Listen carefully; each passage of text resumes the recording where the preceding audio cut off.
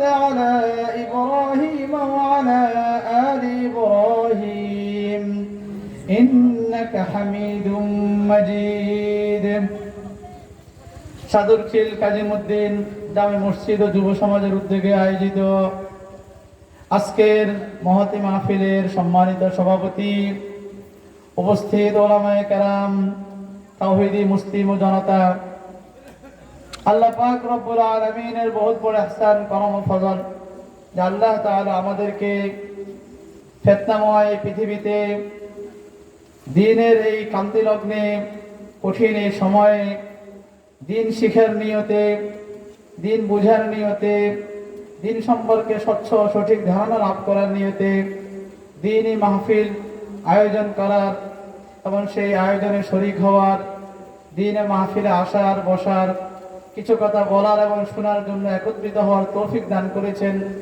এজন্য সকলে দিন থেকে শুকরিয়া আদায় করি আলহামদুলিল্লাহ। আসলে ওয়াজ মাহফিল তো আমাদের অনেকেই হয়, বাংলাদেশে প্রায় প্রতিদিনই কোনো না কোনো জায়গায় মাহফিল হচ্ছে। আগে যখন মাহফিল হতো, সে মাহফিলগুলো যে এলাকায় হতো সেই এলাকার মানুষগুলোই আলোচনাগুলো শোনার সুযোগ পেত।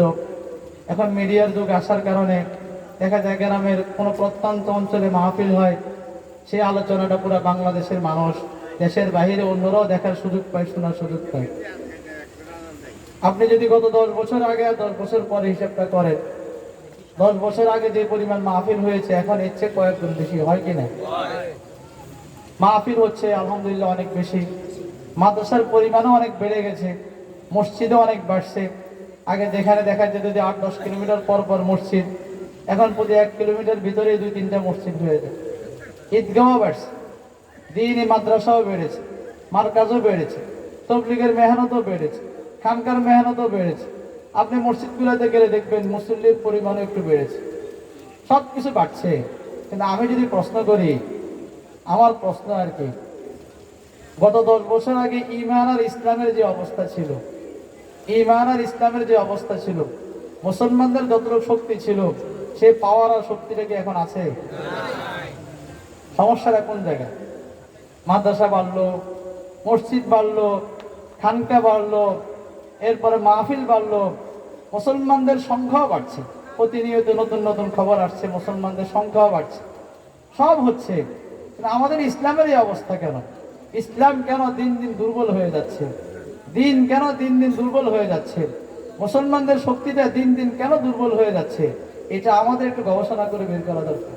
কি বলেন? এটা কি শুধু আমার উপলব্ধি না আপনাদের উপলব্ধি? সব বাড়ছে। আপনারা দেখেন, আমি আসার পরে ওনাদেরকে জিজ্ঞেস করলাম যে আনসিজনে মাহফিল কি জন্য? এখন তো মাহফিলের সিজন না, প্রত্যেকটা জিনিসের একটা কি আছে, সিজন আছে, সময় আছে। মাহফিল তো সাধারণত শীতকালে হয়, নভেম্বর মাস থেকে শুরু হবে, অক্টোবর, নভেম্বর, ডিসেম্বর, জানুয়ারি, ফেব্রুয়ারি। এখন এই সময় মাহফিল কেন? এটা শুধু এখানে না, পুরো বাংলাদেশে। এখন যারা আলোচনা করেন, ভাইরাল বক্তা, ওনারা প্রত্যেকে এখনই 2-3টা 4-5টা করে মাহফিল করছে। মাহফিল বাড়ছে, সব বাড়ছে। আমাদের ইসলামের এই অবস্থা কেন? ইসলাম কেন দিন দিন দুর্বল হয়ে যাচ্ছে? আমরা বাংলাদেশে আমরা দাবি করি 90% মুসলমানের এই দেশ, যেখানে মুসলমানদের সংখ্যা বেশি, হিন্দুদের সংখ্যা কম, বৌদ্ধদের সংখ্যা কম, খ্রিস্টানদের সংখ্যা কম, মুসলমানদের সংখ্যা বেশি। মুসলমানদের এই দেশে মুসলমানরা কেন হিন্দুদের দ্বারা নির্যাতিত হবে? ফরিদপুরের ঘটনা আপনাদের সবাই জানা আছে। ফরিদপুর মধুখালীতে 2 জন মুসলিম শ্রমিককে পিটিয়ে হত্যা করা হইল। এটা যদি উল্টা ঘটনা হইতো, মুসলমানরা কোনো হিন্দুকে হত্যা করছে, মারছে, তার পুরো বাংলাদেশ গরম হয়ে যেত। কি বলেন, হইতো কিনা? গত 2 দিন আগে কালবেলা পত্রিকায় নিউজ করেছে, আমাদের এই দেশের ওলামায়ে কেরাম, দিন দরদি মুসলমানরা অমুসলিমদের মাঝে দ্বীনের কাজ করে, দাওয়াতের কাজ করেন। এটা নিয়ে বিশাল প্রতিবেদন তৈরি হলো। এটাকে কেন্দ্র করে মুসলমানদের মধ্যে, হিন্দুদের মধ্যে দাঙ্গা লাগানোর চেষ্টা হলো। আমি বলি, এই ধরনের একটা লেখা যদি আমরা আলেমরা লিখতাম, হুজুরা লিখতো, তাহলে বাংলাদেশে বিশাল কিছু হয়ে যেত। মানে আমি বলছি, আমরা দাবি করি 90% মুসলমানের এই দেশ, 90% মুসলমানদের এই দেশে ছেলেরা স্কুলে পড়বে, কলেজে পড়বে, পড়াশোনা করবে। সেখানে আমাদের ছেলেদেরকে, আমাদের মেয়েদেরকে সমকামিতার শিক্ষা দেওয়া হচ্ছে, ট্রান্সজেন্ডার বানানোর জন্য প্ল্যান করা হচ্ছে।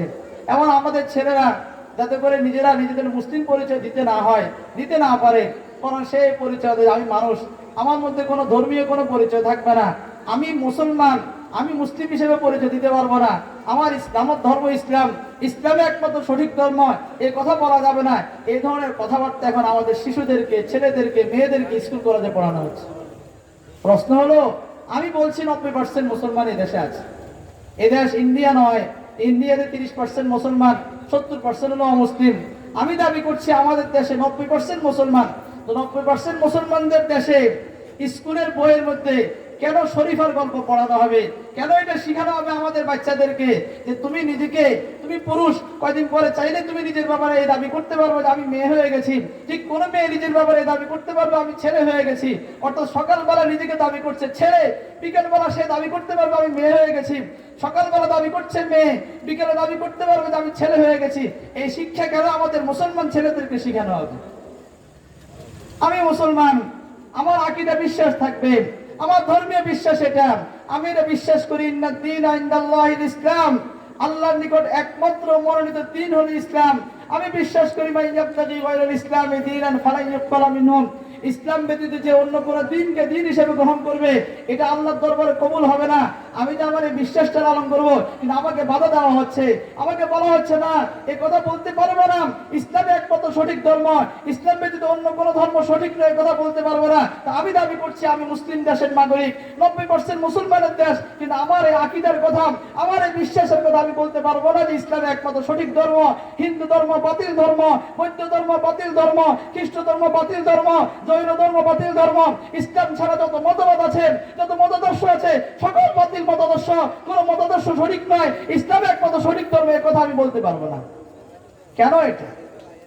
আমি বলছি সব কিছু হচ্ছে না, আমাকে আমার গলা টিপে ধরা হচ্ছে। আমি দাবি করছি 90% মুসলমানের দেশ, 90% মুসলমানের দেশের একজন মুসলিম নাগরিকের তার ধর্মীয় বিশ্বাস এটা থাকবে যে আমি মুসলিম, আমার ধর্মই সঠিক, আর কোন ধর্ম সঠিক নয়। আমি মুসলিম, আমি শুধু ঈদের সময়, ঈদ উপলক্ষে শুভেচ্ছা জানাবো, আমি কোন হিন্দুদের পূজার সময় শুভেচ্ছা জানাবো না, বৌদ্ধদের পূজার সময় শুভেচ্ছা জানাবো না, খ্রিস্টানদের ধর্মীয় উৎসবের সময় শুভেচ্ছা জানাবো না। আমি মুসলিম, আমি শুধু ইসলামের ধর্মগুলোই পালন করব, ইসলামের নীতি পালন করব, ইসলামের উৎসব পালন করব।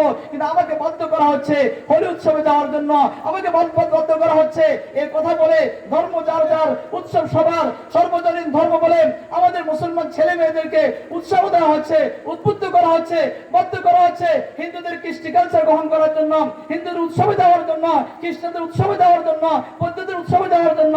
তাহলে আমি 90% মুসলমানদের এই দেশে আমার পাওয়ার কোথায়, আমার শক্তি কোথায়? আমার কথাটাকে আপনাদেরকে বুঝাইতে পারলাম কি?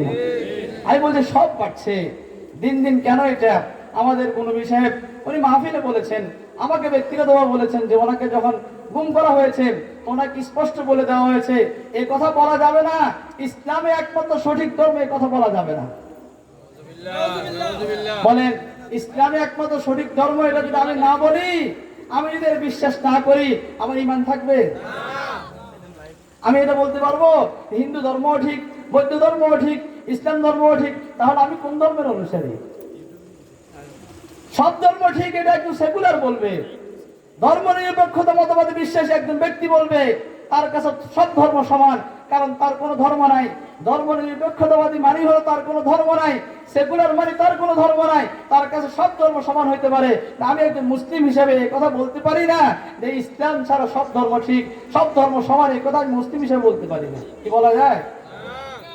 ইন্নাদ দীনা ইনদাল্লাহিল ইসলাম ওয়া মান ইয়াবতাগি গায়রাল ইসলামি দীনান ফালান ইউকবালা মিনহু। যদি এই কথা আমি বলি যে সব ধর্ম সমান আছে, তাহলে আল্লাহ যে আমাকে বললেন এই বান্দা তুমি এটা বলো সব সময়, আমার নিকট একমাত্র মনোনীত দ্বীন হলো ইসলাম, ইসলাম ব্যতীত যে অন্য কোন দ্বীনকে দ্বীন হিসেবে গ্রহণ করবে তা গ্রহণযোগ্য হবে না।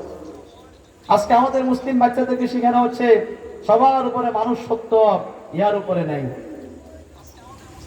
মানুষ এখন পরিচয় দেয়, নাটকের মধ্যে বলা হচ্ছে, সিনেমার মধ্যে বলা হচ্ছে, স্কুলের সিলেবাসের মধ্যে দেওয়া হচ্ছে, কলেজের সিলেবাসের মধ্যে দেওয়া হচ্ছে, শিক্ষার সিলেবাসে ঢুকিয়ে দেওয়া হচ্ছে তোমার সবচেয়ে বড় পরিচয় হবে তুমি মানুষ।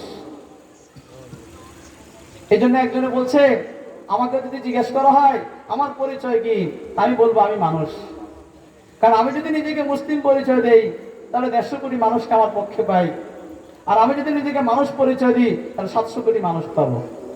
আমি তাকে প্রশ্ন করি, তো বলো তুমি নিজেকে মানুষ পরিচয় দিও না, নিজেকে প্রাণী পরিচয় দাও, তাহলে আরো অনেক কিছুই তোমার সাথে পাইবে। তুমি আমার কথা বুঝেন নাই? মানুষ পরিচয় দিলে 700 কোটি না হবে, তুমি নিজেকে প্রাণী পরিচয় দাও। কি পরিচয় দাও? প্রাণী দাও, তাহলে পুরো জগৎ সবকিছু পেয়ে যাবে। আজকে আমাদের মুসলিম ছেলেদেরকে শেখানো হচ্ছে যে তুমি তোমার এটা বলো, আমার সবচেয়ে বড় পরিচয় আমি মানুষ। মানুষ হইলেই হবে। মুসলিম হওয়া ছাড়া, ইসলাম ছাড়া, ঈমান ছাড়া, আল্লাহর নির্দেশ ছাড়া, রাসূলের তরিকা ছাড়া, রাসূলের সুন্নাহ ছাড়া প্রকৃত মানুষ হওয়া সম্ভব নয়। তোমরা আমাদেরকে এটা বুঝাইও না। একজন ব্যক্তি মানুষ যদি হতে চায়, প্রকৃত মানুষ হতে চায়, প্রকৃত মানুষের পরিচয় কি? যে সে তার মনিবের গোলামি করবে, যার নুন খাইবে তার গুণ গাইবে।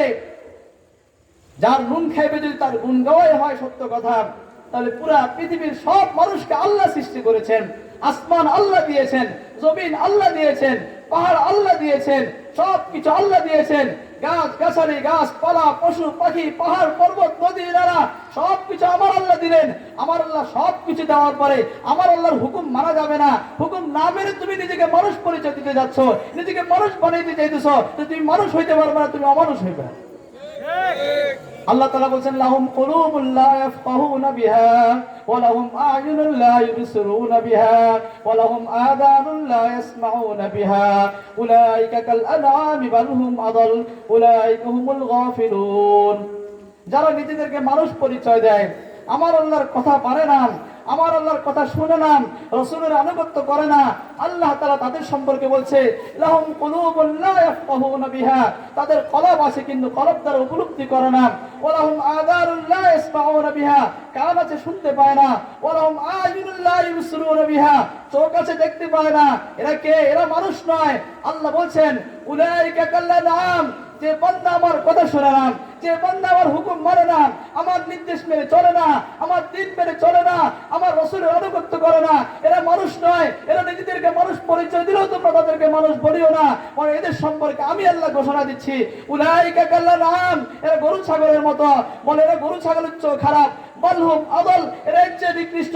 গরু ছাগলের এতটুকু উপলব্ধি আছে, সে আগুন দেখলে ভয় পায়, পানি দেখলে ভয় পায়, আগুন দেখলে আগুনের কাছে যায় না, পানি দেখলে পানিতে নামে না, নিজের বিপদের ব্যাপারে নিজে সতর্ক থাকে, নিজেকে ঝুঁকির মধ্যে ফেলে না। কিন্তু এরা জানে আমার কথা না মানলে, আমার হুকুম না মানলে, আমার দিন না মানলে, আমার শরীয়ত না মানলে, আমার রাসূলের আনুগত্য না করলে একে জাহান্নামে যেতে হবে, আগুনে জ্বলতে হবে, একে ধ্বংস করে দেওয়া হবে, এর মাটিতে যাওয়ার পর থেকে শাস্তি শুরু হবে। সবকিছু জানার পরও সে আমাকে ভয় পাচ্ছে না, আমার হুকুম মানছে না, তো এতে গরু ছাগলের চোখ খারাপ হয়ে গেছে।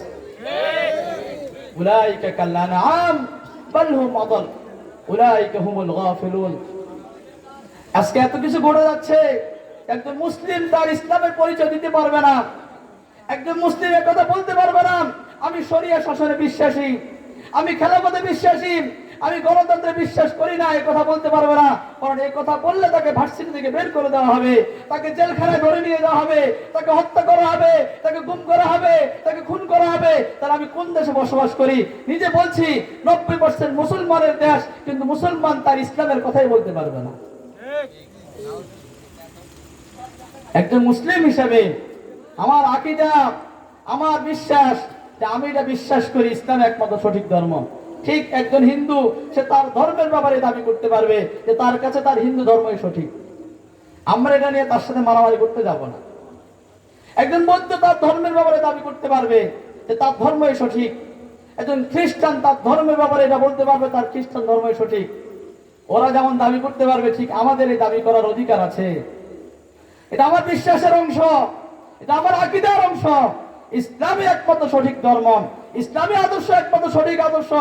ইসলাম ছাড়া কোনো আদর্শ সঠিক নয়, ইসলাম ছাড়া কোনো মতবাদ সঠিক নয়। ইসলাম ছাড়া যত মতাদর্শ আছে, যত ধর্ম আছে, যত দল আছে, সব বাতিল। আমি এটা বিশ্বাস করি ইসলামই একমাত্র সঠিক ধর্ম। হিন্দু ধর্ম সঠিক নয়, বৌদ্ধ ধর্ম সঠিক নয়, খ্রিস্টান ধর্ম সঠিক নয়, গণতন্ত্র সঠিক নয়, সমাজতন্ত্র সঠিক নয়, জাতীয়তাবাদ সঠিক নয়। ইসলামী অর্থনৈতিক সিস্টেম ছাড়া, ইসলামী অর্থনৈতিক ব্যবস্থাপনা ছাড়া পুঁজিবাদী অর্থ ব্যবস্থা সঠিক নয়। এগুলো সব বাতিল, সব অসারে কথা আমাকে বলতে হবে, বলার সুযোগ দিতে হবে। এটার নামই হলো ইন্নাদ-দীন ইনদাল্লাহিল ইসলাম। এই জন্য বলছিলাম মাহফিল তো বাড়ছে, অনেক আলোচনা আমরা শুনতে পাচ্ছি, আলোচনার পর আলোচনা হয়, আলোচনার পর আলোচনা হচ্ছে, মাহফিলের পর মাহফিল হচ্ছে, মসজিদে আলোচনা হচ্ছে, মাদ্রাসা আলোচনা হচ্ছে, মসজিদ বাড়ছে, মাদ্রাসা বাড়ছে, কিন্তু আমাদের ধীরে ধীরে আমাদের আকীদাগুলোকে চুরি করে ধ্বংস করে দেওয়া হচ্ছে।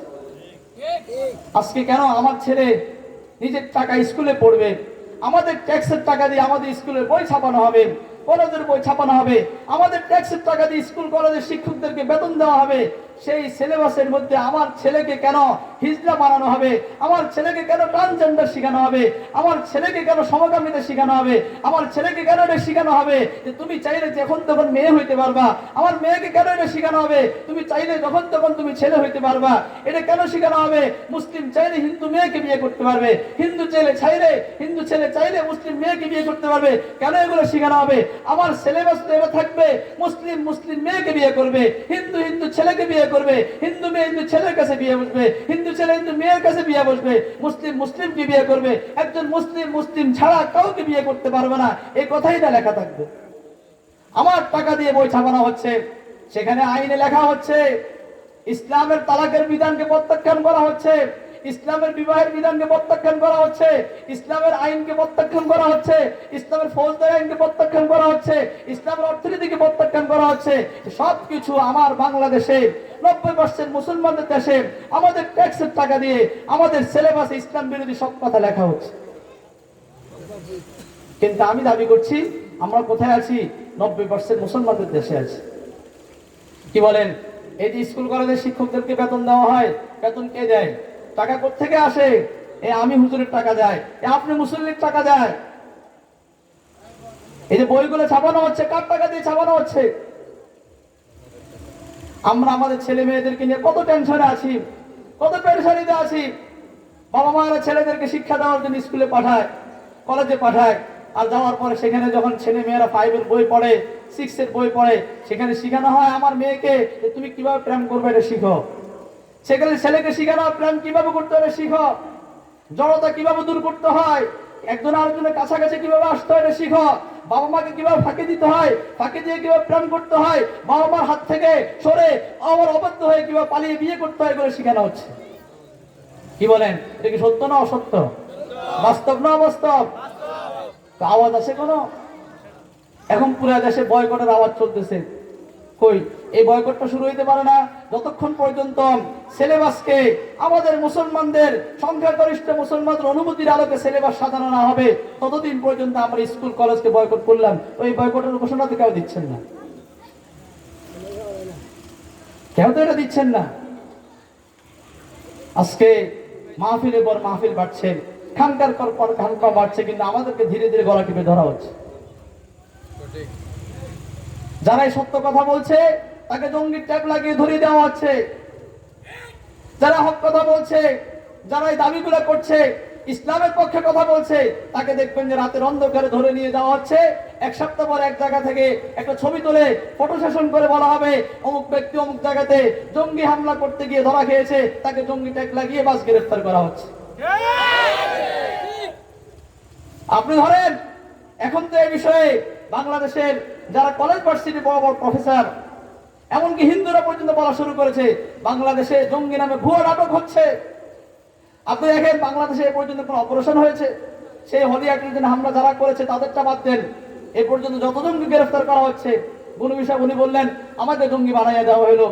একজনে আমার বক্তব্য পূর্বে স্ট্যাটাস দিয়েছে, লাইক করেছে, কমেন্ট করেছে, তাকে জঙ্গি বানিয়ে দেওয়া হলো। আর যখন আমরা শুনি কাউকে জঙ্গি বলে গ্রেফতার করা হয়েছে, আমরা আতঙ্কের মধ্যে বাস তার পক্ষে আর কথাবার্তা বলি না। কেন?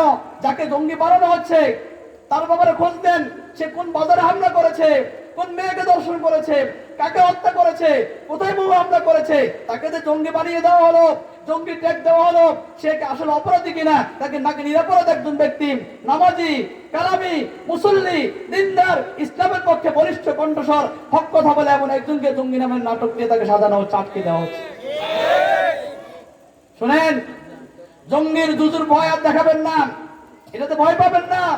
যখন শুনবেন আপনার আশপাশে কাউকে জঙ্গি বলে আটকানো হচ্ছে, ধরা হচ্ছে, আপনি তাকে বাঁচানোর চেষ্টা করেন, তার পাশে দাঁড়ান।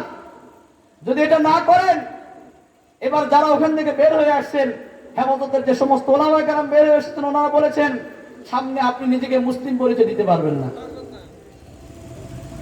যদি এখন থেকে আমরা সোচ্চার না হই, সতর্ক না হই, নিজের হকের ব্যাপারে, নিজের অধিকারের ব্যাপারে স্পষ্টভাষী না হই, তো সামনে আপনি নিজেকে মুসলিম পরিচয় দিতে পারবেন না। এই জন্য যখন আপনি দেখবেন কোন যুবককে, কোন তরুণকে, কোন আলেমকে জঙ্গি মামলা দেওয়া হচ্ছে, আপনি তাকে টার্গেট করেন, তার অপরাধ কি? যদি বলেন জিহাদের কথা বলা জঙ্গিবাদ, তাহলে কোরআনে কারীমের মধ্যে আল্লাহ তাআলা 450 আয়াত জিহাদের ব্যাপারে নাযিল করেছেন। 450 আয়াত জিহাদের ব্যাপারে কোরআনে কারীম নাযিল করা হয়েছে। তো যার ঘরে কোরআন শরীফ পাওয়া যাবে, আপনি কি তাকে জঙ্গি বলে গ্রেফতার করবেন?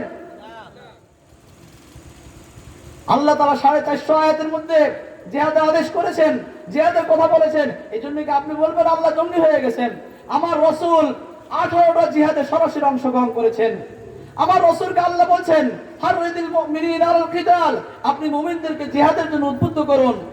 কাতিল ফি সাবিলিল্লাহ, আমার নবীকে আল্লাহ বলছেন আপনি আল্লাহর রাস্তায় কিতাল করুন। আমার নবীকে আদেশ দিচ্ছেন আইতুলা মাস্তাতাতুম মিন কুওয়া। তা আপনি কি বলবেন রাসূল করিম সাল্লাল্লাহু আলাইহি ওয়াসাল্লাম জঙ্গি ছিলেন? শুনেন, আজকে যদি এই বিষয়ে আমরা সতর্ক না হই, তো দেখবেন কয়েক বছর পরে বলা হবে যে তোমাদের নবী মুহাম্মদ সাল্লাল্লাহু আলাইহি ওয়াসাল্লাম জঙ্গি ছিলেন।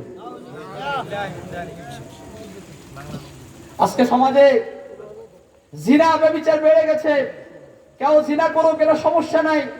কেউ পতিতালয়ে যাক, এটা সমস্যা নাই। কেউ মদ পান করুক, এটা সমস্যা নাই। কেউ পরকীয়া লিপ্ত হোক, এটা সমস্যা নাই। কেউ খারাপ কাজ করুক, এটা সমস্যা নাই। যখন শুনে কোন ব্যক্তি, দিনদার ব্যক্তি, কোন আলেম 2 বিয়ে করেছে, এটা সমস্যা হয়ে যায়। আমার চমরি বাজারে অনেক ব্যবসায়ী সম্পর্কে আমি জানি, যাদের আর্থিক সচ্ছলতা আছে, সবকিছু আছে, তার স্ত্রী তাকে বিয়ে করতে দেয় না, বলে যে তুমি প্রয়োজনে কি করো, কারোর সাথে জিনা করো, খারাপ কাজ করো, বিয়ে করতে পারবে না। অনেক ব্যবসায়ীর সাথে আমার পরিচয় আছে। তো হুজুর, আমার আলহামদুলিল্লাহ 4টা বিয়ে করে 4 বউ 4 জায়গায় রাখার মতো সামর্থ্য আছে, কিন্তু আমার স্ত্রী আমাকে সুযোগ দেয় না। আমার স্ত্রীর কথা হলো তুমি প্রয়োজনে কোন মেয়ের সাথে কাম করো, সমস্যা নেই। জিনা করো, সমস্যা নাই। তুমি ব্যভিচার করো, সমস্যা নাই, বিয়ে করতে পারবা। আপনাদের এই এলাকার আপনি খবর নেবেন, দেখবেন অনেক আছে জিনা করে, গোপনে গোপনে পরকীয়াতে লিপ্ত আছে, প্রেম প্রীতি করে। কিন্তু যখন শুনবেন এই এলাকার কোন দিনদার ব্যক্তি বৈধভাবে আরেকটা বিয়ে করেছে, তখন হুজুর খারাপ হয়ে যাবে। ইমাম সাহেব যদি এরা করে, তো তোমাদের ইমাম সাহেবের চোখ খারাপ।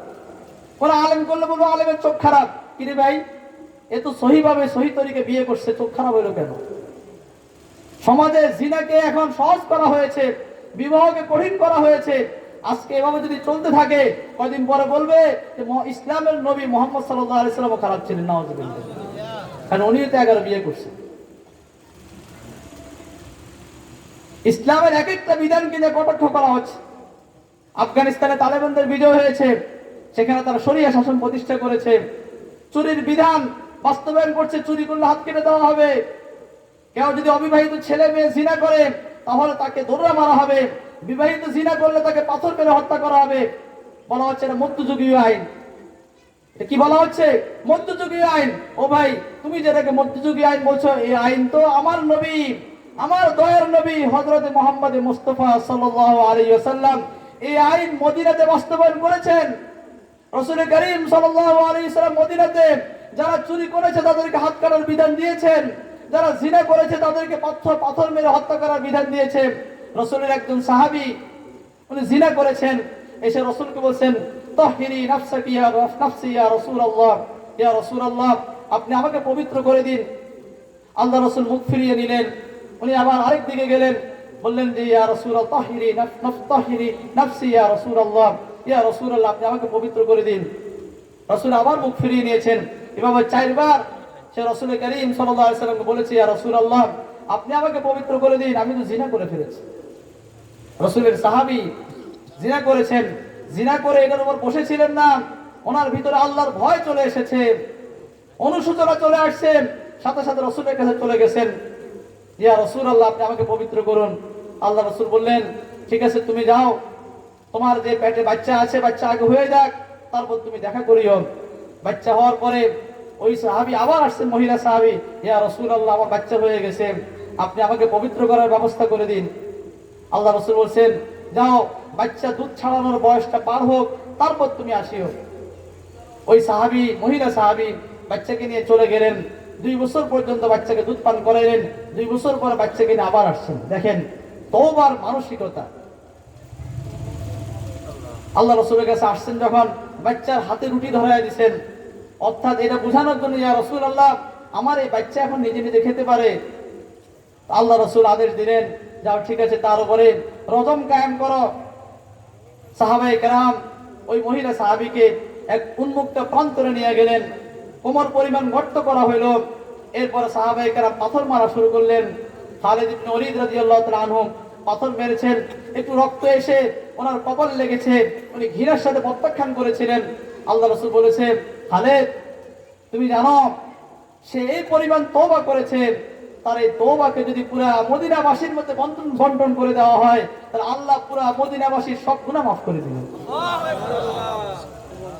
আমি বলতে যাচ্ছি, পাথর মেরে হত্যা করা রজমের বিধান আমার নবী বাস্তবায়ন করেছেন। আপনি যদি এই বিধানকে অপছন্দ করেন, আপনি যদি এই বিধানকে ঘৃণা করেন, আর যদি বলেন মধ্যযুগীয় আইন, তাহলে আপনি তো আমার রাসূলকে ঘৃণা করছেন, আমার রাসূলের বিধানকে ঘৃণা করছেন, আমার আল্লাহর বিধানকে ঘৃণা করছেন। আমার আল্লাহর বিধানকে ঘৃণা করে আপনি নিজেকে মুসলিম পরিচয় কিভাবে দিয়ে থাকেন?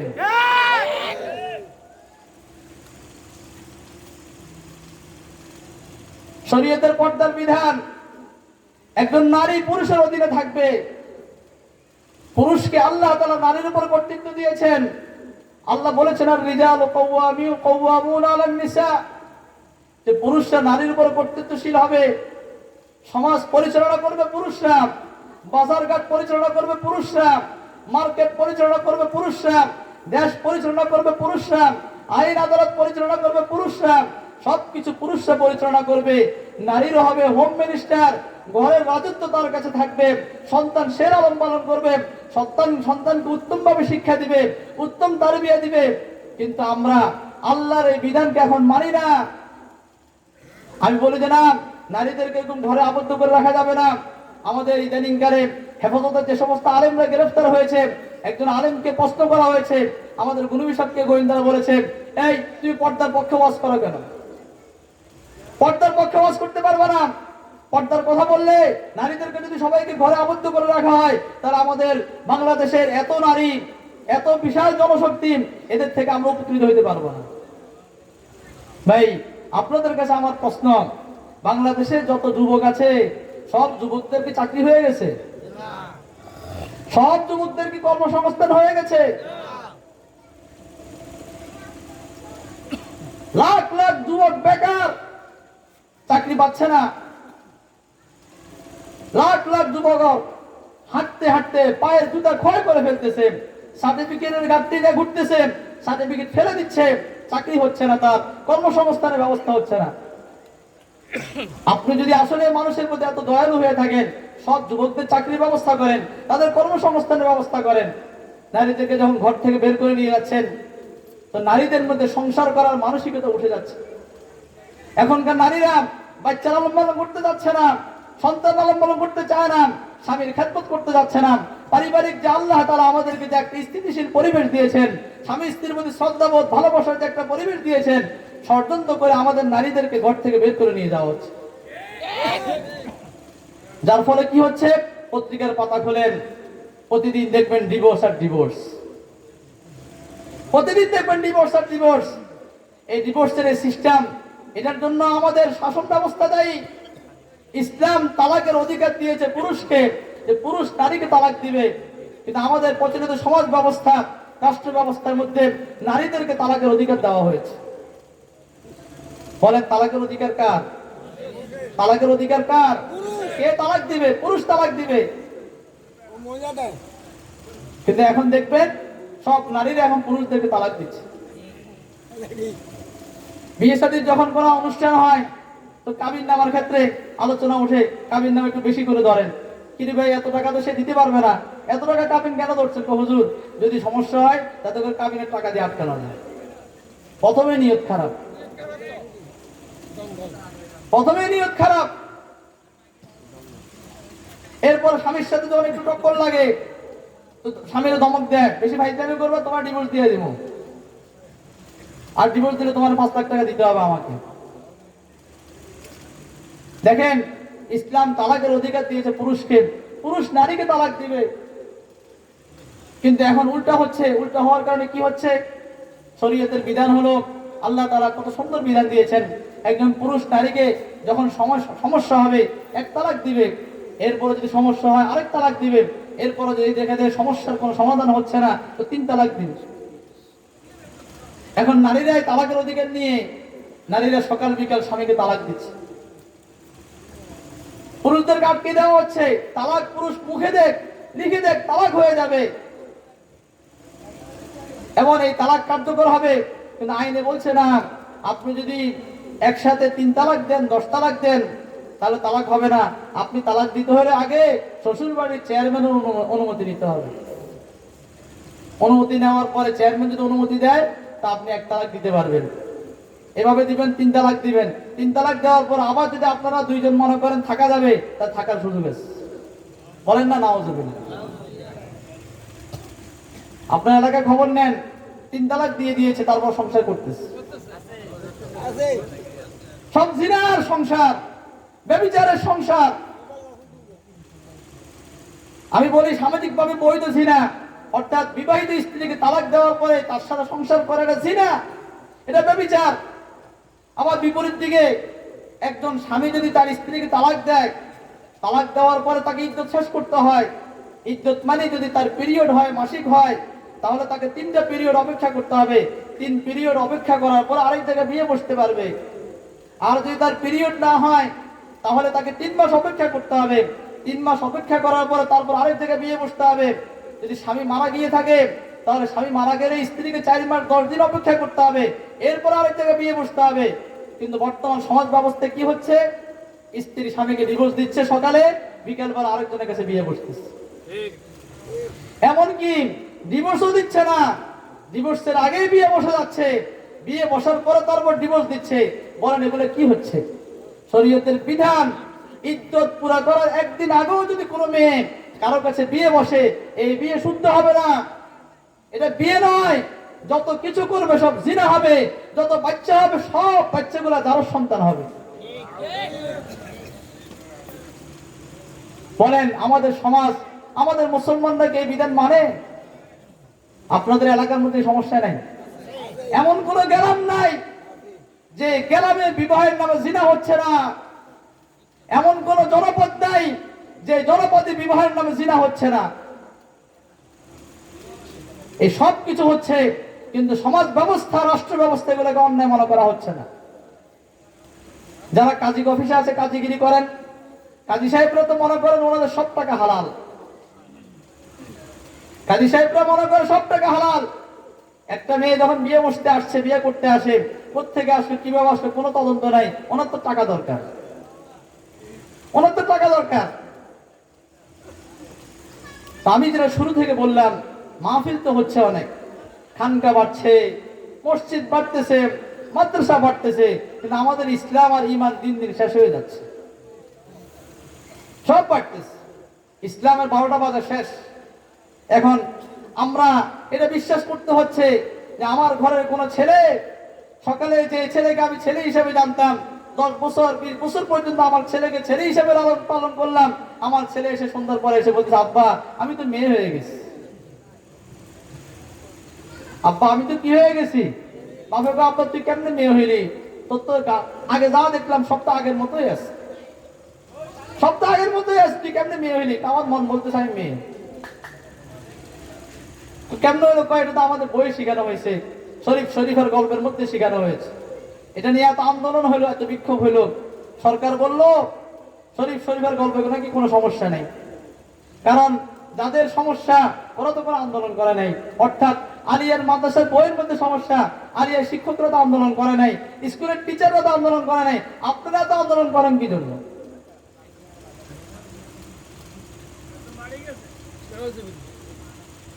আমাদের ছেলেদেরকে বলেন, কোন বাবা কি এটা পছন্দ করে যে তার ছেলে, তার মেয়ে তার নিজের অপছন্দের কোন একটা ছেলের সাথে প্রেম করে চলে যায়? কোন বাবা পছন্দ করে?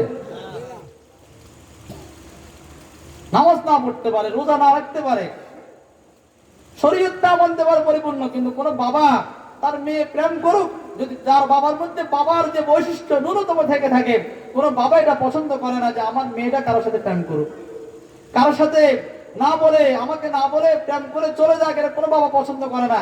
কিন্তু আপনি যে বাচ্চাকে স্কুলে দিয়েছেন, আপনার মেয়েকে স্কুলে শেখানো হচ্ছে প্রেম কিভাবে শুরু করবা এবং এটাকে কিভাবে শেষ করবা, তোমার আব্বা থেকে কিভাবে লুকাইবা, তোমার মায়ের থেকে কিভাবে গোপন করবা, আর কিভাবে পালিয়ে বিয়ে করবে, এগুলো সবগুলো বইয়ের মধ্যে শেখানো হচ্ছে। তো বলছিলাম, শুরুতে বলছিলাম, আজকে ইসলামের যে বিধানগুলোর উপর আঘাত করা হচ্ছে, সব বিধান আমার নবী বাস্তবায়ন করেছেন, সব কথা আমার নবী বলে গেছেন। আপনি যদি বলেন সবার উপরে মানুষ সত্য, মানবতাই আসল ধর্ম, অর্থাৎ মানুষ হলে জান্নাতে যাওয়া যাবে, তো তাহলে সবচেয়ে সবার আগে আবু তালেবের জান্নাতে যাওয়া দরকার ছিল।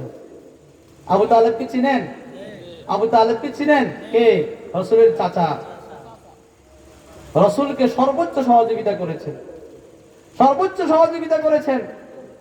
এমনকি যখন আল্লাহ রসুলের খাদ্য বন্ধ করে দেওয়া হলো, পানি বন্ধ করে দেওয়া হলো, সে আবি তালেবের 3 বছর আটকে রাখা হলো, তখনও এই চাচা রসুলের পক্ষে ছিলেন, রসুলকে সর্বোচ্চ ছায়া দিয়েছেন, রসুল তার প্রতি এত আগ্রহী ছিলেন। মৃত্যুর আগ মুহূর্তে আল্লাহ রসুল চাচার কাছে গিয়ে বলেছেন, চাচা যান, আপনি একবার শুধু লা ইলাহা ইল্লাল্লাহটা বলেন, তাহলে আমি কিয়ামতের মাঠে আপনার পক্ষে সুপারিশ করব। চাচা বলছে, ভাতিজা, আমি পারলে তো তোমাকে এটা অবশ্যই বলতাম, তাহলে তুমি খুশি হয়ে যেতে, কিন্তু আমার সমাজ কি বলবে, আমার সমাজ কি বলবে, আমার রাষ্ট্র কি বলবে, আমার দল কি বলবে? আবু তালেব কালিমা পড়তে পারে নাই, মুসলিম হইতে পারে নাই, যার কারণে আবু তালেবের ব্যাপারে ইসলামের সিদ্ধান্ত এটা, আবু তালেব জান্নাতি নয়, বরং আবু তালেব জাহান্নামী। আবু তালেবের ঠিকানা জান্নাত নয়, আবু তালেবের ঠিকানা জাহান্নাম।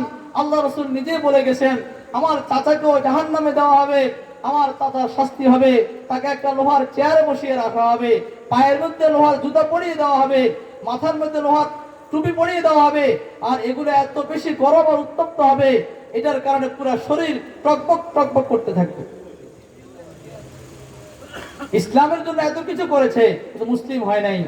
ইসলামের নবীর জন্য এত সহযোগিতা করেছে, মুসলিম হয় নাই, তার ঠিকানা কোথায়? জাহান্নাম। আপনি মানব সেবা করেন, অনেক কিছু করেন, কিন্তু আপনার মধ্যে যদি ইসলাম না থাকে, ইসলামের সব বিধানগুলোকে যদি আপনি আঁকড়ে না ধরেন, শরীয়তের সকল বিধানকে যদি আপনি পছন্দ না করেন, কোন একটা বিধানকে যদি আপনি অপছন্দ করেন, কোন একটা বিধানকে যদি অস্বীকার করেন, অপছন্দ করেন, তাহলে আপনি মুসলিমদের খাতায় নাম থাকবে না আপনার। আল্লাহ তাআলা নিজে বলছেন, আফাতুমিনুনা বিবাদিল কিতাবি ওয়া তাকফুরুনা বিবাদ ফামা জাযাউ মান ইয়াফআলু যালিকা মিনকুম ইল্লা খিzyun ফিল হায়াতিদ দুনিয়া ওয়া ইয়াওমাল কিয়ামাতি ইউরাদ্দুনা ইলা আশাদ্দিল আযাব ওয়া মাল্লাহু বিগাফিলিন আম্মা তা'মালুন। আল্লাহ বান্দাকে প্রশ্ন করে, বান্দা তুমি কি কিছু মানো, কিছু অস্বীকার করো? তুমি নামাজের বিধানটা তোমার ভালো লাগে এই জন্য মানো, রোজার বিধানটা তুমি মনে করো তোমার স্বাস্থ্যের জন্য ভালো হবে এই জন্য তুমি মানো, তুমি পর্দার বিধানটা মানো না, তুমি জিহাদের বিধানটা মানো না, ইসলামী আইনের বিধানটা তুমি মানো না, ইসলামী ফৌজদারি আইনগুলো তুমি মানো না, ইসলামী অর্থনৈতিক সিস্টেম তুমি মানো না, ইসলামী অর্থনৈতিক ব্যবস্থা তুমি মানো না, ইসলামের বিবাহের বিধান তুমি মানো না, ইসলামের তালাকের বিধান তুমি মানো না, তুমি মুসলমান নও। আফাতুমিনুনা বিবাদিল কিতাব ওয়া তাকফুরুনা বিবাদ, তুমি কি আমার কিতাবের কিছু বিধান মানো আর কিছু বিধান অস্বীকার করো? ফামা জাযাউ মান ইয়াফআলু যালিকা মিনকুম, তোমাদের মধ্য থেকে যারা এই ধরনের কাজ করবে তার শাস্তি হলো খিযুন ফিল হায়াতিদ দুনিয়া, দুনিয়ার জীবনে লাঞ্ছনা, ওয়া ইয়াউমাল কিয়ামাতি ইউরাদ্দুনা ইলা আশাদ্দিল আযাব, আর কিয়ামতের মাঠে তোমাকে কঠিন থেকে কঠিন শাস্তি দেওয়া হবে। আল্লাহর ফয়সালা হলো, তুমি যখন নিজেকে মুসলিম পরিচয় দিচ্ছ, তো তুমি পরিপূর্ণভাবে ইসলামের সব বিধানের ব্যাপারে তোমাকে এটা বলতে হবে, আমি ইসলামের সব বিধান মানি এবং পছন্দ করি। এই জন্য ভাই আমি শুরুতে জেনে দিয়ে কথা শুরু করেছিলাম, আমরা যদি আমাদের মাহফিলকে সফল করতে চাই, আমাদের মসজিদগুলোকে সফল করতে চাই, আমাদের মাদ্রাসাগুলোকে সফল করতে চাই, তাহলে প্রথম সিদ্ধান্ত আমাকে নিতে হবে, আমি আকীদার বিষয়ে আপোষহীন হব ইনশাআল্লাহ। বলেন আকীদার বিষয়ে কি হব? আপোষহীন হব। আমি যে মুসলিম এটা গর্বের সাথে পরিচয় দিব। আমার ধর্ম যে ইসলাম এ ব্যাপারে স্পষ্ট ঘোষণা দিব, ইসলামই একমাত্র সঠিক ধর্ম, অন্য কোনো ধর্ম সঠিক নয়। আমি সব জায়গায় আমার ইসলামকে প্রতিষ্ঠিত করার চেষ্টা করব, ইসলামী কালচারগুলোকে, ইসলাম বিধানগুলোকে প্রতিষ্ঠিত করার চেষ্টা করব। আমি শুরুতে যে আয়াত তেলাওয়াত করেছি এই আয়াত সম্পর্কে কিছু কথাবার্তা বলবো ইনশাআল্লাহ। আমি যে আয়াত তেলাওয়াত করেছি এই আয়াতটা আল্লাহ তাআলা সাহাবায়ে কেরামকে লক্ষ্য করে বলেছেন, মাইয়ারতাদ্দা মিনকুম আন দীনিহি ফাসাওফা ইয়াতিল্লাহু বিকওমিন ইউহিব্বুহুম ওয়া ইউহিব্বুনা আযিল্লাতিন আলাল মুমিনিনা ইজ্জাতিন আলাল কাফিরিন ইউজাহিদুনা ফি সাবিলিল্লাহি ওয়া লা ইয়াখাফুনা লাওমাতা লাইম। আল্লাহ তাআলা সাহাবায়ে কেরামকে বলছেন, এ সাহাবীরা, তোমরা যদি তোমাদের দিন থেকে সরে যাও, ইসলাম থেকে সরে যাও, তাহলে আমার কোনো সমস্যা হবে না। সাহাবায়ে কেরামকে বলছে যে তুমি যদি দ্বীনের কাজ না করো, আমার নবীর সাথে দ্বীনের মেহনত না করো, দিন বিজয়ের জন্য যে মেহনতের জন্য আমার রাসূলকে আমি পাঠিয়েছি, আমি তো আমার রাসূলকে পাঠিয়েছি কেন? লিইউযহিরাহু আলা দ্বীনি কুল্লি, আমি তার কাছে যে দিন দিয়ে পাঠিয়েছি, দিনকে বিজয়ী করার জন্য আমি আমার নবীকে পাঠিয়েছি। তুমি যদি দিন বিজয়ের মেহনতে আমার নবীর সাথে না থাকো, কোনো সমস্যা নেই। কাকে বলছেন? কাকে বলছেন? যে সাহাবায়ে কেরামকে যদি এই ধমক দেয়, আমাদের কি অবস্থা? আল্লাহ তাআলা আরেক আয়াতে বলেছেন, ইন তাতাওয়াল্লাউ ইস্তাবদিল কওমান গায়রাকুম সুম্মা লা ইয়াকুনু আমসালাকুম। এ মুসলমানেরা, যদি তোমরা পৃষ্ঠপ্রদর্শন করো, আমার দিন না মানো, আমার ইসলাম না মানো, কোনো সমস্যা নাই। আমি আল্লাহ তোমাদেরকে বাদ দিয়ে নতুন এক জাতি সৃষ্টি করব, তারা তোমাদের চেয়ে বেশি ভালো কাজ করবে, দ্বীনের কাজ করবে, আর তারা তোমাদের মতো হবে না। দেখেন, আল্লাহ তাআলা আল্লাহর এই দ্বীনকে সাহায্য করার জন্য, দ্বীনকে বিজয় করার জন্য কারো সহযোগিতার দরকার নাই। আল্লাহ চাইলেই হয়ে যায়, কিন্তু আল্লাহ চায় বান্দারা কাজ করুক, বান্দারা কাজ করে তার জান্নাতের ফয়সালা করুক। যদি বান্দা না করে, আল্লাহ তাআলা এমন লোকদেরকে দিয়েও দ্বীনে সাহায্য করান যারা ইসলামের শত্রু, দ্বীনের শত্রু। দেখেন, বর্তমানে ফিলিস্তিনের পক্ষে আমেরিকার বিশ্ববিদ্যালয়গুলোতে ছাত্ররা আন্দোলন করতেছে কিনা? এরা কি মুসলমান? আমার কথা বুঝেন, এরা কি মুসলমান? ইউরোপের ভার্সিটিগুলোতে ছেলেরা আন্দোলন করছে, মেয়েরা আন্দোলন করছে, এরা কি মুসলমান? সবাই। এদের মধ্যে ইহুদিরাও আছে, খ্রিস্টান আছে, বিভিন্ন ধর্মের অনুসারীরা আছে। এটাই হলো আয়াতের প্রতিফলন। যেখানে এই আন্দোলন, বিক্ষোভ, সংগ্রাম ফিলিস্তিনের পক্ষে মুসলমানদের জানানোর কথা ছিল, মুসলমানদেরকে অর্থ দিয়ে, অস্ত্র দিয়ে সহযোগিতা করা দরকার ছিল, মুসলমানরা যখন তার দায়িত্ব পালন করে নাই, তো আল্লাহ তাআলা মুসলমানদেরকে শিক্ষা দেওয়ার জন্য কাফের বেঈমানদের ছেলেদেরকে দাঁড় করিয়ে দিয়েছে। কি বলেন, দাঁড়িয়েছে কিনা? দাঁড়িয়েছে কিনা? আমরা দাঁড়াই নাই, লস করলাম। আল্লাহ তো আগেই ধমক দিয়েছেন, ইন তাতাওয়াল্লাউ ইস্তাবদিল কওমান গায়রাকুম, যদি তোমরা পৃষ্ঠপ্রদর্শন করো, ইস্তাবদিল কওমান গায়রাকুম, তোমাদের পরিবর্তে আমি আল্লাহ আরেকটা জাতিকে নিয়ে আসবো, সুম্মা লা ইয়াকুনু আমসালাকুম, এরা তোমাদের মতো হবে না, এরা তোমাদের মতো হবে না। আমাদের আফসোস, আমরা আমাদের ফিলিস্তিনের পক্ষে দাঁড়াইতে পারি নাই। বাস, যখন আন্দোলন, যখন ফিলিস্তিনে হামলা হইলো, আক্রমণ চলতেছিল, বাংলাদেশে আমরা কিছু মানববন্ধন করলাম, কয়েকদিন চিল্লাচিল্লি করলাম, এরপর সব ঠান্ডা হয়ে গেল, শেষ। আমাদের তো জিহাদ এতটুকুই। আমাদের জিহাদ হলো ভোট থেকে বের হবে, একটা মানববন্ধন করবো, কতক্ষণ চিল্লাচিল্লি করবো, এরপর আমাদের কাজ শেষ।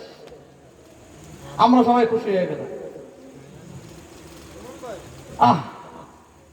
তাই বলছিলাম, আল্লাহ তাআলা সাহাবায়ে কেরামকে বলছেন যে তোমরা যদি আমার নবীকে সাহায্য না করো, নবীর কাজে যদি সহযোগিতা না করো, দিন বিজয়ের মেহনতে নবীর পাশে না থাকো, তা আমি তোমাদেরকে বাদ দিয়ে নতুন আরেকটা জাতি নিয়ে আসবো।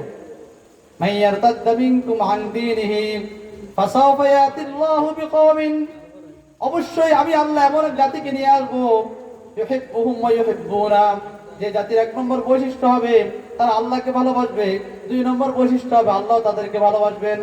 আদিল্লাতিনা আলাল মুমিনিনা, তারা মুমিনদের ব্যাপারে সদয় হবে। আইজ্জাতিনা আলাল কাফিরিনা, কাফেরদের প্রতি কঠোর হবে। ইউজাহিদুনা ফি সাবিলিল্লাহ, তারা আল্লাহর রাস্তায় জিহাদ করবে। ওয়ালা ইয়াখাফুনা লাওমাতা লাইম, কোন নিন্দুকের নিন্দাকে পরোয়া করবে না। এই আয়াত, প্রত্যেকের এই আয়াত নিয়ে চিন্তা করা দরকার। আল্লাহ তাআলা আল্লাহর পছন্দনীয় বান্দাদের তালিকা এখানে দিয়েছেন, যে আমি আল্লাহ যাদেরকে পছন্দ করি, আমার কাছে প্রিয় বান্দা কারা। আমার কাছে প্রিয় বান্দা হওয়ার জন্য তোমাকে 6টা গুণ অর্জন করা লাগবে। যে কথা আল্লাহ ফেরেশতা সাহাবায়ে কেরামকে বলেছেন যে তোমরা যদি কাজ না করো তাহলে আমি আমার পছন্দের একটা কাফেলা তৈরি করব, আমার পছন্দের একটা দল তৈরি করব, যারা বিজয়ী হবে, যারা উম্মার পক্ষে দাঁড়াবে, উম্মার মুসিবতে উম্মতের পক্ষে দাঁড়াবে। পৃথিবীর যে কোনো প্রান্তে আমার বান্দাদের মধ্যে যে কেউ কোনো মুসিবতে পড়লে তারা তাদের পক্ষে দাঁড়াবে, তাদের পক্ষে কথা বলবে, তাদের হয়ে লড়াই করবে। এই ক্ষেত্রে কে কি বলবে না বলবে এটাকে তারা পরোয়া করবে না। আল্লাহ তাআলা বান্দাদেরকে শোনাচ্ছেন তাদের 6টা সিফত থাকবে। কয়টা সিফত থাকবে? আজকে আমরাও দেখি এই 6 সিফত আমার মধ্যে আছে কিনা। যদি না থাকে আমি নিজে এই 6 সিফত অর্জন করার চেষ্টা করি। আমি তালাশ করি হক কাফেলা বলতে যেটা আমি বুঝি। আমি যদি কাউকে হক হিসেবে শনাক্ত করতে চাই তাহলে আগে দেখবো তার মধ্যে 6টা সিফত আছে কিনা। কারণ এই 6 সিফতকে আল্লাহ তাআলা পছন্দ করেন। আল্লাহ বলছেন যদি তোমরা আমার রাসূলকে সাহায্য না করো, সাহাবায়ে কেরামকে বলছেন, তাহলে আমি এমন এক কাফেলা তৈরি করব, এমন এক জাতিকে প্রতিষ্ঠিত করে দিব যে জাতির মধ্যে 6টা বৈশিষ্ট্য থাকবে। 1 নম্বর বৈশিষ্ট্য ইউহিব্বুহুম মান ইয়ারতাদ্দা মিনকুম আন দীনিহি ফাসাওফা ইয়াতিল্লাহু বিকওমিন ইউহিব্বুহুম ওয়া ইউহিব্বুনা। 1 নম্বর বৈশিষ্ট্য যে আল্লাহ তাদেরকে ভালোবাসবেন।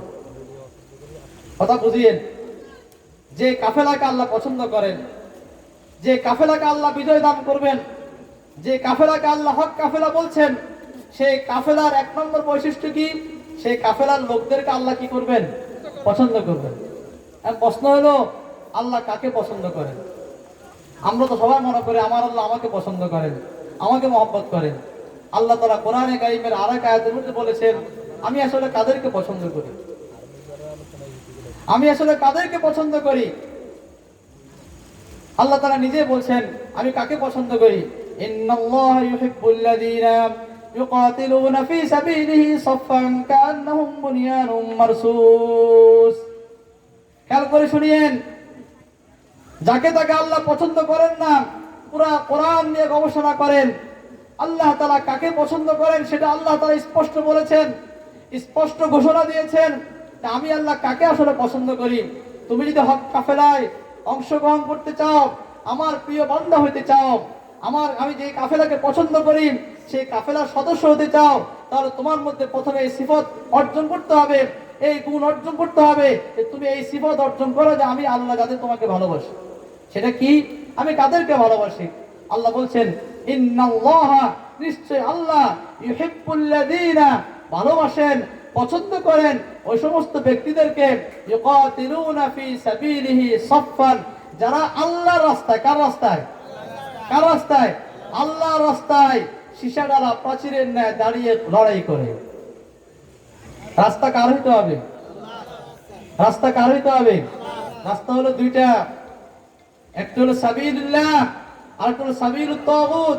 আল্লাহ বলছেন আল্লাযীনা আমানু ইউকাতিলুনা ফী সাবিলিল্লাহ ওয়াল্লাযীনা কাফারু ইউকাতিলুনা ফী সাবিলিত তাগুত। যারা মুমিন তারা আল্লাহর রাস্তায় লড়াই করে, আর যারা কাফের তারা তাগুতের রাস্তায় লড়াই করে।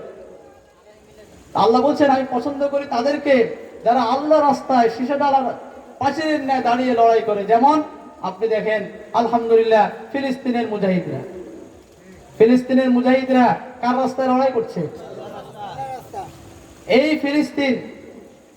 এই ফিলিস্তিনের হামাসের মুজাহিদদের যুদ্ধের আগে, জিহাদের আগে আরবের 6 রাষ্ট্রের সাথে ইসরায়েলের যুদ্ধ হয়েছিল, কিন্তু আরবের 6টা রাষ্ট্র 9 দিনও টিকে নাই। কয়দিনও টিকে নাই?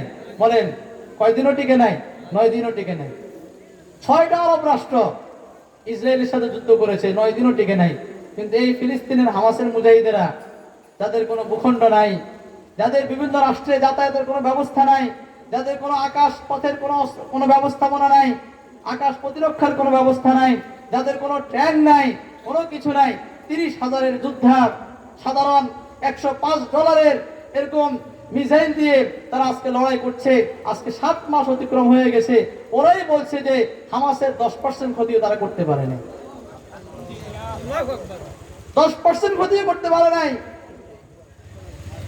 এই ইসরায়েল যাদের পারমাণবিক বোমা আছে, যারা তাদের আয়রন ডোম নিয়ে গর্ব করত, তাদের এই আয়রন ডোম শেষ করে দিয়েছে হামাসের ছোটখাটো একজন মুজাহিদ মাত্র তুরস্কে বসে ওখানে মোবাইল টিপে টিপে, কম্পিউটার টিপে টিপে তাদের আয়রন ডোমকে অকেজো করে দিচ্ছে। ওই তুরস্কে বসে, ও এখানেও আসে নাই, ফিলিস্তিনও আসে নাই, তুরস্কে বসে ওখানে কম্পিউটার টিপে টিপে ওদের আয়রন ডোমকে অকেজো করে দিয়েছে। যার কারণে তাদের আয়রন ডোম তাদেরকে বাঁচানোর পরিবর্তে উল্টা তাদের উপর বোম্বিং করে। 7 অক্টোবর তুফানুল আকসা যে হামলা করেছে মুজাহিদরা, ফিলিস্তিনের মুজাহিদরা, হামাসের মুজাহিদরা, এই হামলাকে তারা প্রতিহত করতে পারে নাই, তাদের আয়রন ডোম কিছুই করতে পারে নাই। হাজার হাজার মিসাইল হামলা হলো, এগুলাকে তারা প্রতিহত করতে পারে নাই। এই পুরো সিস্টেমটাকে লস করে দিয়েছে একজন মাত্র মুসলমান, তাও তুরস্কে বসে করেছে, ফিলিস্তিনে বসেও করে নাই। আজকে 7 মাস হয়ে গেছে, ইসরায়েলের ঘোষণা দিক হামাসকে পরাজিত করে দিয়েছে, বলেন এখন ইসরায়েল আওয়াজ উঠতেছে যে হামাস যে শর্ত দিচ্ছে, যে প্রস্তাব দিচ্ছে, ইসরায়েল যেন সে প্রস্তাব মেনে নেয়। কাফের বেঈমান না, সবসময় কাপুরুষ, এরা মুসলমানদের সাথে সরাসরি যুদ্ধে কখনো পারে না। না পেরে কি করে, নিরস্ত মুসলমানদেরকে, নিরস্ত শিশুদেরকে, নারীদেরকে বোম্বিং করে হত্যা করে। এটা কোন সময় বিজয় নয়। আপনার যদি ক্ষমতা থাকে, হ্যাডম থাকে, আমার সাথে সরাসরি লড়াই করেন, আমার সাথে মারামারি করেন।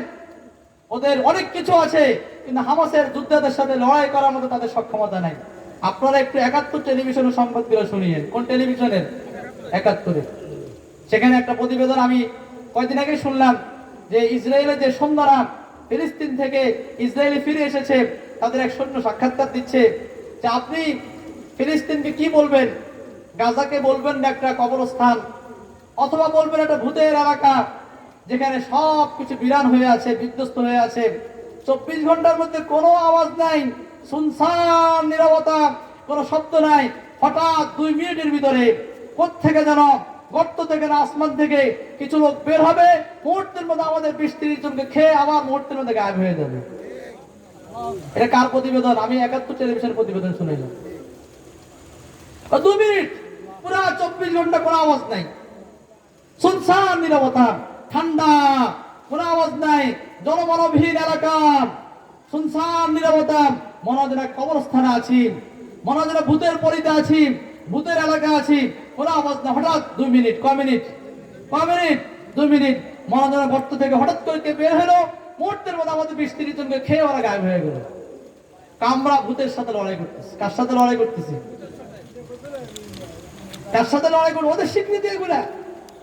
ওদের সাবেক জেনারেল প্রধান, সেনাপ্রধান বলেছে যে আমরা ফিলিস্তিনে হেরে গেছি। আমরা কি হয়ে গেছি? ফিলিস্তিনে হেরে গেছি।